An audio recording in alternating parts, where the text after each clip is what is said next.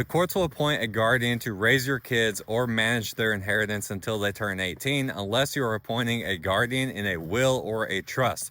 So what happens is you pass away, they go into temporary custody with a family member. Then the courts will appoint a final guardian to raise your kids. They will be responsible for raising your kids. You may not agree with the values upon which they raise your kids.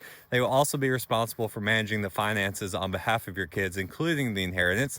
And the risk is that you aren't aware of how well they can manage that money and if your kids are going to be left with anything when they turn 18 years old. Let's say they are good with managing money. Your kids, when they turn 18, will receive the lump sum of the inheritance. And then the risk is going to be that your kids will blow all of that money. Let's say they get a couple $100,000 or a couple million in a lump sum.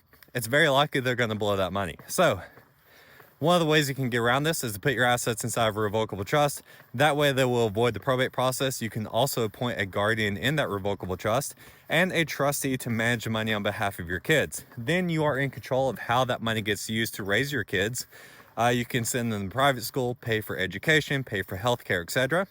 And then when they turn 18, you are still in control of how that money gets distributed to them. You could distribute that money at age-based distributions when they turn 25, 30, etc.